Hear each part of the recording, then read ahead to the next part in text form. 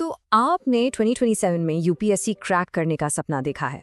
ये एक बहुत बड़ा सपना है और मैं जानती हूँ शुरुआत में जितनी एक्साइटमेंट होती है उतना ही कंफ्यूजन भी कि कहाँ से शुरू करें, क्या पढ़ें, कैसे पढ़ें। अगर ये सारे सवाल आपके भी मन में हैं तो आप बिल्कुल भी चिंता मत कीजिए।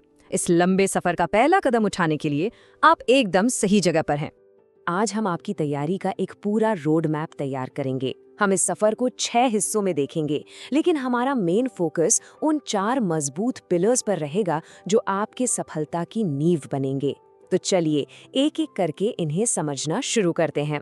चलिए तो शुरू करते हैं।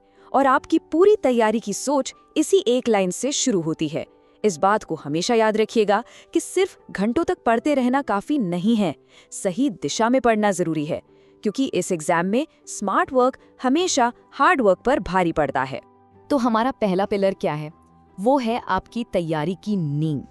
आप किसी भी टॉपर से पूछ लीजिए, किसी भी एक्सपर्ट से सलाह ले लीजिए, सब एक ही बात कहेंगे, आपकी शुरुआत एनसीईआरटी किताबों से ही होनी चाहिए। ये नॉन नेगोशिएबल फर्स्ट स्टेप है। आप सोच रहे होंगे आखिर एनसीईआरटीज इतनी जरूरी क्यों हैं? देखिए, इसका कारण बहुत सिंपल है। ये किताबें मुश्किल से मुश्किल कॉन्सेप्ट्स को भी बहुत आसान भाषा में समझाती हैं। ये आपकी कंसेप्चुअल क्लैरिटी की फाउंडेशन बनाती हैं। और सबसे मजेदार बात, यूपीएससी कई बार प्रीलिम्स में डायरेक्टली वर्ड टू वर्ड इन्हीं किताबों से सवाल पूछता है। तो सवाल ये है कि कौन सी एनसीईआरटीज पढ़नी है। ये रही आपकी स्टार्टिंग चेकलिस्ट। हिस्ट्री के लिए 6ठी से 12वीं, ज्योग्राफी में आपको खास तौर पर 11th और 12th पर फोकस करना है, और पॉलिटी और इकोनॉमी के लिए 9 से 12 तक। एक प्रो टिप देती हूँ, पहली रीडिंग से ही छोटे छोटे नोट्स बनाने की आदत डाल लीजिए। बिलीव मी, रिवीजन के टाइम ये बहुत काम आएंगे।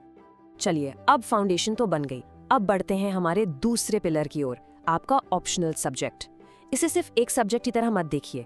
ये 500 मार्क्स का वो फैसला है जो आपकी रैंक बना भी सकता है और बिगाड़ भी सकता है। इस नंबर को बहुत ध्यान से देखिए। 500 मार्क्स मेंस के टोटल रिटन एग्जाम का ये एक बहुत बड़ा हिस्सा है। जनरल स्टडीज में ज्यादातर सीरियस कैंडिडेट्स के मार्क्स आसपास ही रहते हैं, लेकिन ऑप्शनल ही वो गेम चेंजर है जो आपको टॉपर्स की लिस्ट में ऊपर ले जाता है। तो इतना बड़ा फैसला लें कैसे? घबराइए नहीं, इसके लिए एक सिंपल सा 3 फैक्टर फ्रेमवर्क है। सबसे पहले खुद से पूछिए, क्या आपका उस सब्जेक्ट में जेन्युइन इंटरेस्ट या एकेडमिक बैकग्राउंड है? दूसरा, क्या उसकी अच्छी किताबें और गाइडेंस आसानी से मिल जाएंगी? और तीसरा, क्या वो जीएस सिलेबस के साथ ओवरलैप करता है ताकि आपकी मेहनत और समय दोनों बचे? जरा इस टेबल को देखिए, इससे आपको अंदाजा लगेगा कि कुछ ऑप्शनल्स कितने स्ट्रेटेजिक हो सकते हैं। जैसे कि अगर आप ज्योग्राफी लेते हैं तो वो आपको प्रीलिम्स, जीएस पेपर 1 और पेपर 3 तीनों में मदद करता है। सिमिलरली पॉलिटिकल साइंस का जीएस पेपर 2 के साथ काफी ओवरलैप है। तो ऐसी स्मार्ट चॉइस आपकी तैयारी को बहुत एफिशिएंट बना सकती है। ओके, तो एनसीईआरटीज हो गए, ऑप्शनल भी लगभग सोच लिया। अब बारी है हमारी तीसरे पिलर की, करंट अफेयर्स। ये वो डेली डिसिप्लिन है जो आपकी किताबों के नॉलेज को असल दुनिया से जोड़ता है, और इसके बिना यूपीएससी की तैयारी बिल्कुल अधूरी है। करंट अफेयर्स का नाम सुनते ही लोग 10 अलग अलग सोर्सेज फॉलो करने लगते हैं। आपको ये गलती बिल्कुल नहीं करनी है। बस 1 या 2 अच्छे न्यूज़पेपर जैसे द हिंदू या द इंडियन एक्सप्रेस चुन लीजिए। साथ में योजना और कुरुक्षेत्र जैसी मैगजीन्स और पीआईबी की वेबसाइट पे नजर रखिए। बस कम सोर्सेज, मल्टीपल रिवीजन, यही सक्सेस का मंत्र है। अब न्यूज़पेपर पढ़ना भी एक कला है, क्योंकि आपको पूरा पेपर नहीं पढ़ना है। अपना focus editorials, national international news और पॉलिसी अपडेट्स पर रखिए, और local city news, political drama और गॉसिप को पूरी तरह से इग्नोर करना सीखिए। इससे आपका सबसे कीमती एसेट यानी आपका समय बचेगा। और अब हम आ गए हैं अपने चौथे and perhaps the most decisive pillar पर, आंसर राइटिंग। आप सोचिए, आपके पास दुनिया भर का नॉलेज हो, लेकिन अगर आप उसे 3 घंटे में इफेक्टिवली लिख नहीं पाए तो वो सब बेकार है।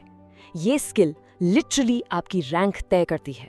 ये वो सवाल है जो हर बिगिनर के मन में आता है। आंसर राइटिंग कब से शुरू करें?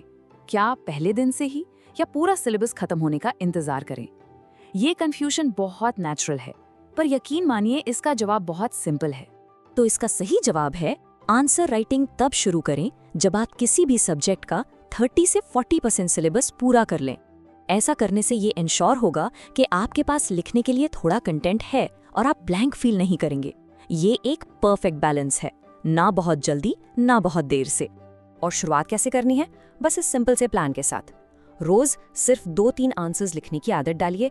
सवाल में दिए गए डायरेक्टिव वर्ड्स जैसे डिस्कस, एनालाइज, एग्जामिन पर ध्यान दीजिए और हमेशा एक इंट्रोडक्शन, बॉडी और कंक्लूजन के स्ट्रक्चर में लिखिए। यहाँ पर कंसिस्टेंसी ही सब कुछ है। तो हमने चारों पिलर्स को अच्छे से समझ लिया है। ये सिर्फ जानकारी नहीं है, ये आपका इमीडिएट एक्शन प्लान है।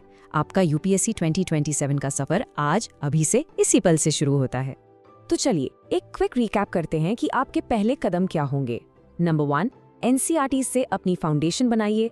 नंबर 2, 3 फैक्टर फ्रेमवर्क का इस्तेमाल करके अपना ऑप्शनल चुनिए।